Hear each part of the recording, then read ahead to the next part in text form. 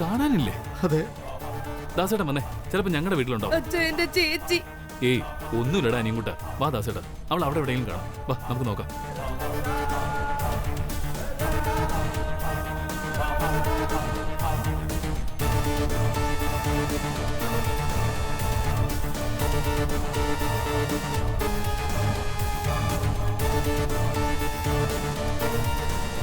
Bro അവിടെ ഇല്ല. എങ്കിൽ പിന്നെ വെയിറ്റ് ചെയ്യുന്ന എന്തിനാ? അങ്ങോട്ട് പോയി നോക്കിയാ പോരെ. ഞാൻ നോക്കിട്ട് ചെല്ല്.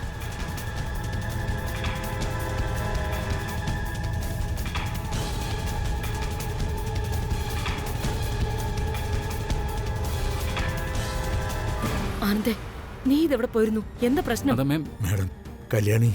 കല്യാണിക്ക് എന്ത് പറ്റി? കല്യാണിയെ കാണാനില്ല. എന്റെ മോള് രാത്രി ഉറങ്ങിക്കിടക്കുന്നത് ഞാൻ കണ്ടതാ.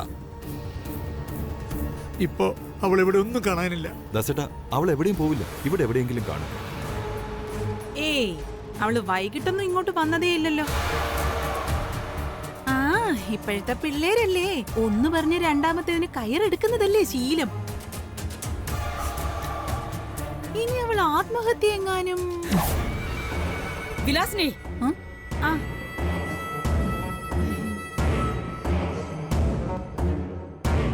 ദാസേട്ടാ, കല്യാണി നാട്ടിലോ മറ്റോ പോകുന്ന കാര്യം പറഞ്ഞിരുന്നോ? ഇല്ല. ആനന്ദേ, നീ ഒന്ന് കമ്മീഷണറെ വിളിക്കാൻ. അരവിന്ദ്, നീ ദാസേട്ടനെ കൂട്ടി പോലീസ് സ്റ്റേഷനിലേക്ക് പോകും. ബാക്കി നമുക്ക് കമ്മീഷണറുമായിട്ട് സംസാരിക്കാം. ശരിയല്ലേ അച്ഛാ? ദാസേട്ടാ വാ. നിക്ക്. ആരും എവിടെയും പോണ്ട. വീട്ടിലില്ലെങ്കിൽ അവൾ എവിടെ പോയിരിക്കുമെന്ന് എനിക്കറിയാം. സഹദേവാ, ഏട്ടത്തി, കാറിന്റെ കീ എടുക്ക്. അമ്മ ഞാനും കൂടെ. ആരും കൂടെ വേണ്ട. എനിക്ക് ലൈസൻസ് ഉണ്ട് വണ്ടി ഓടിക്കാൻ.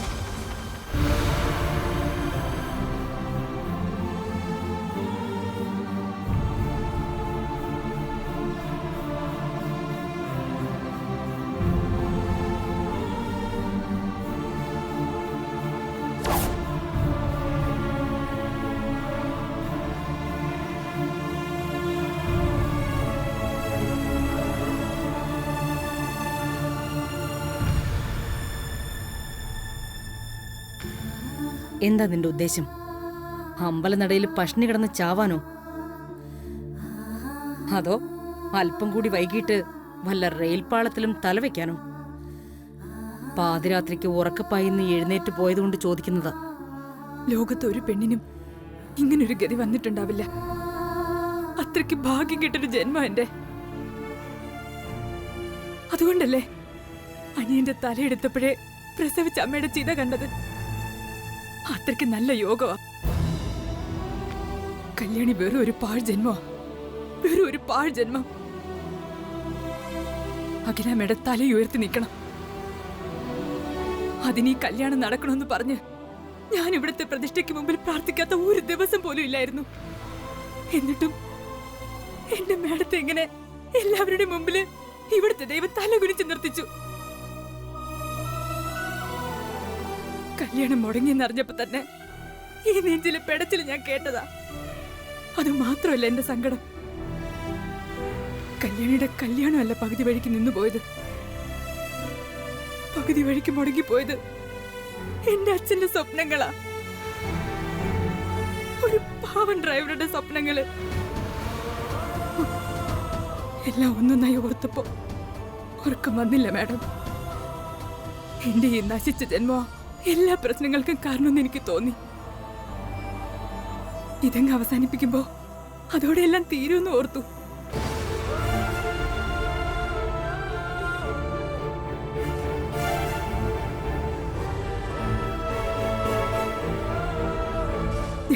ഞാൻ ജീവിച്ചിരുന്ന എന്നെ കാണുമ്പോ മാഡത്തിനും അച്ഛനും ഒക്കെ ഇനി ഈ സങ്കടങ്ങൾ കൂടിക്കൂടി വരികയുള്ളൂ. ഞാനങ്ങ് ഇല്ലാണ്ടാവുമ്പോ പയ്യെ പയ്യെ എല്ലാരും എല്ലാം അങ്ങ് മറക്കും. അതാ ഇനിയുള്ള പരിഹാരം. അതുമാത്രം.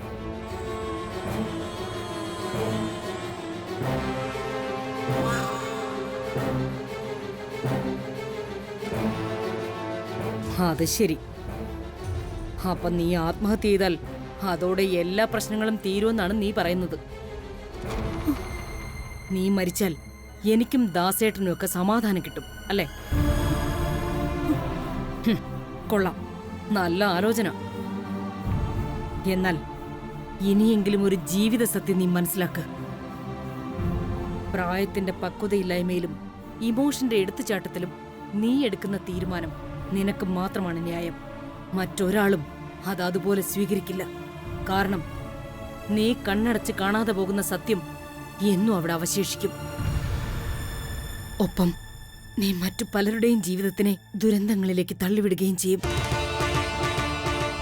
ഇപ്പം നീ സമാധാനം കിട്ടുമെന്ന് പറയുന്ന നിന്റെ അച്ഛനും എനിക്കും ഒക്കെ ഉണ്ടാകാൻ പോകുന്ന ദുരന്തമതാ.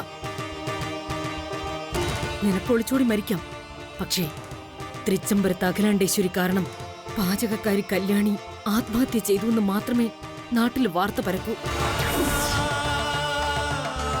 എല്ലാവരുടെയും മുമ്പിൽ അഖിലാണ്ടേശ്വരിയെ ഒരു കൊലപാതകി കൂടി ആക്കാമെന്നാണ് നീ ഉദ്ദേശിക്കുന്നതെങ്കിൽ ആയിക്കോ. നിനക്ക് നിന്റെ ഇഷ്ടം പോലെ ചെയ്യാം.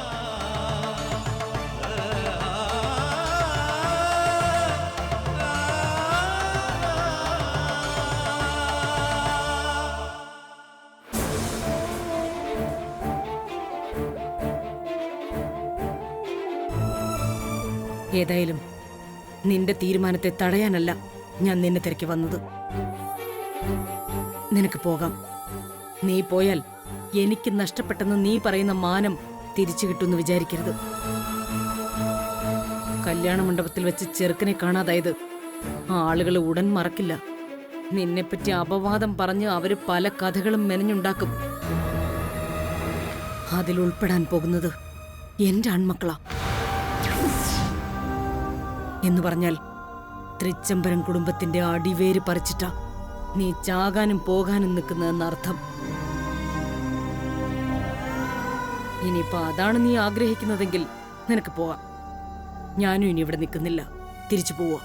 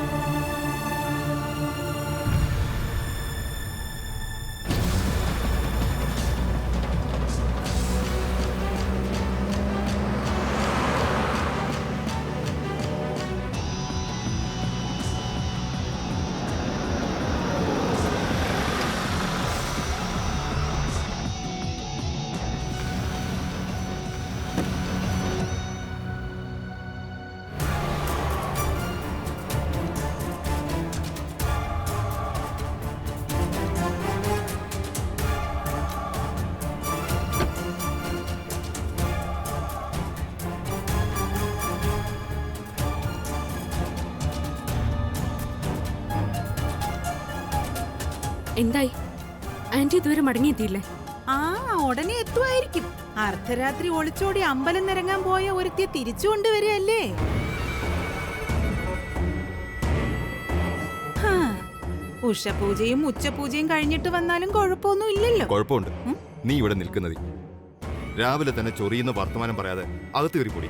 ചേടാ, ഇതിനിപ്പോ എന്റെ നേരെ ചാടുന്ന എന്തിനാ? രാവിലെ വിവരം അറിഞ്ഞു വന്ന ഒരാൾ ഒരു കാര്യം ചോദിച്ചു. നമുക്കറിയാവുന്ന ഒരു മറുപടി ഞാനും പറഞ്ഞു. അത്രേ ഉള്ളൂ. അത്രയല്ല, ഇവിടെ നടന്ന കാര്യങ്ങൾ ഇളയമ്മയാണ് പ്രിയങ്കയെ വിളിച്ച് പറഞ്ഞതെന്ന് ഞങ്ങൾക്ക് മനസ്സിലായി. ഒരു കുടുംബത്തിൽ ഇങ്ങനെ ഒരുപാട് പ്രശ്നങ്ങൾ ഉണ്ടായിരിക്കും. അതൊക്കെ അർദ്ധരാത്രി അന്യരെ വിളിച്ച് പറയുന്നത് ഭയങ്കര ബോറാ.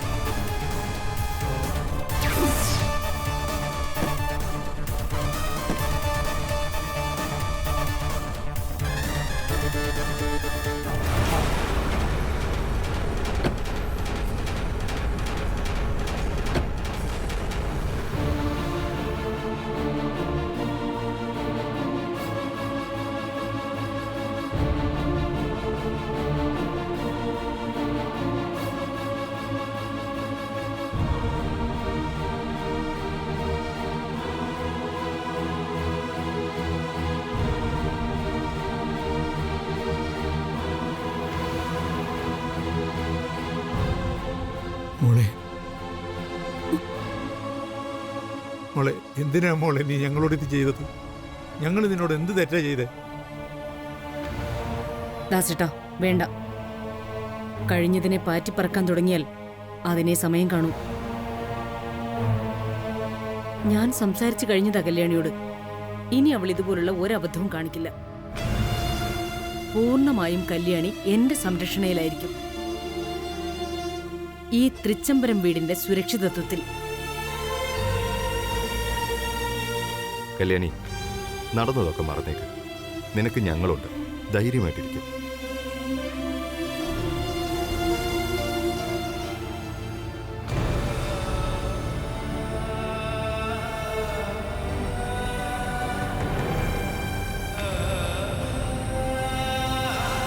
വേണ്ട, ഇവിടെ വന്നിങ്ങനെ കരഞ്ഞു നിലവിളിക്കരുതെന്ന് ഞാൻ പറഞ്ഞു കഴിഞ്ഞതാ. കണ്ണീരോടയ്ക്ക്.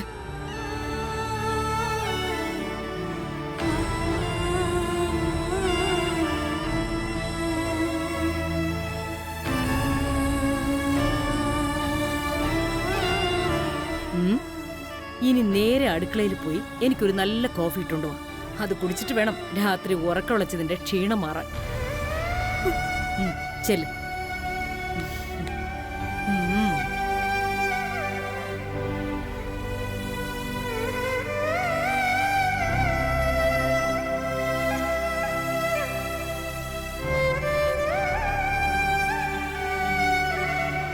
ദാസേട്ടാ, ഇവിടെ ഒന്നും സംഭവിച്ചിട്ടില്ല.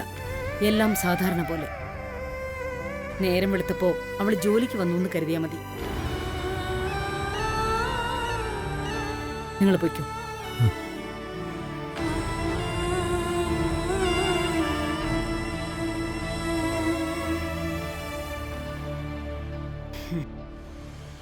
ആ, പ്രിയങ്ക എപ്പോ വന്നു? ഇപ്പൊ എത്തിയുള്ളൂ. ആ, ഇരിക്കെ, ഞാനൊന്ന് ഫ്രഷ് ആവട്ടെ.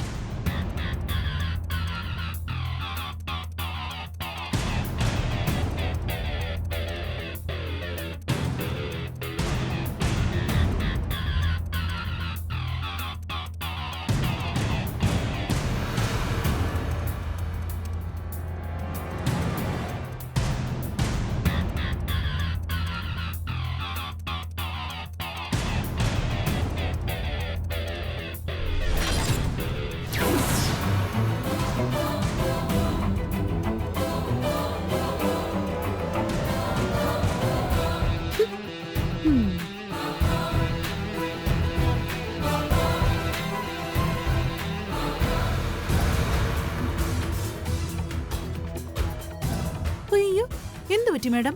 അകത്ത് കയറിയിരിക്കുന്നില്ലേ? ഓ, താലപ്പൊലി എടുത്ത് ആനയിക്കാൻ വേണ്ടി ആരും ഇല്ലല്ലോ എന്നുള്ള സങ്കടമായിരിക്കും. നേരം വെളുക്കുന്നതിന് മുമ്പ് വിശേഷം ചോദിച്ച് കയറി വന്നത് വെറുതെ ആയിപ്പോയില്ലേ? കഷ്ടം.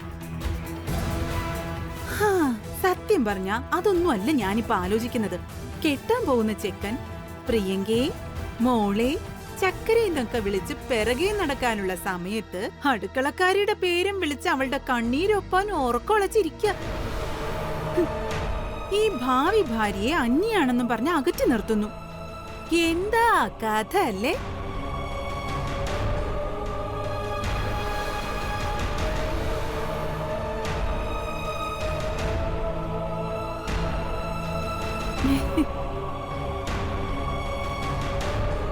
സാരമില്ല, എനിക്ക് മനസ്സിലാകുന്നുണ്ട് ഈ മനസ്സിന്റെ വിങ്ങിപ്പൊട്ടല്.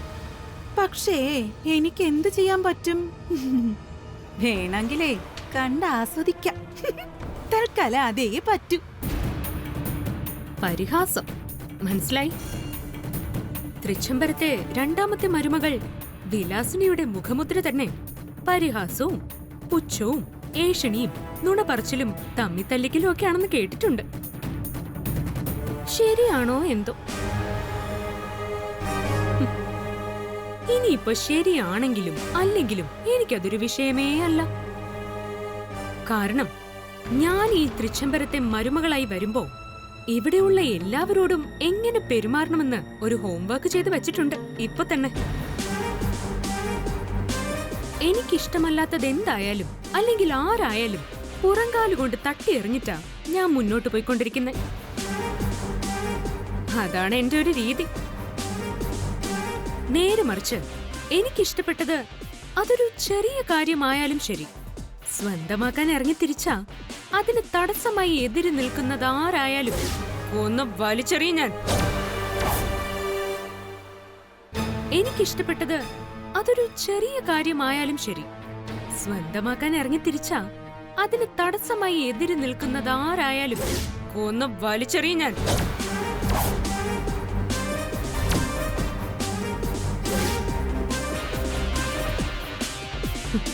അത് കല്യാണിയാണെങ്കിലും ശരി, അതല്ല തൃച്ചംബരത്തെ വിലാസിനിയാണെങ്കിലും ശരി.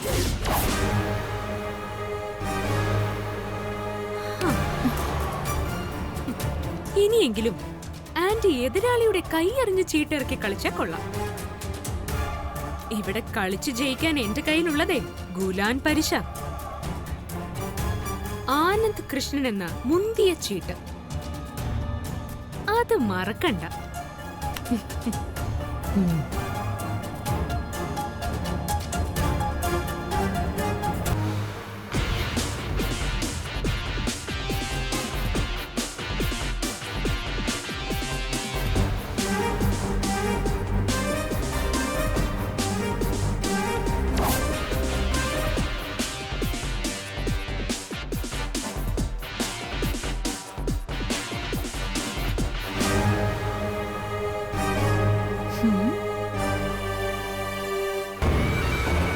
ഇത് ഐറ്റം കുറച്ച് കടുപ്പമാണല്ലോ.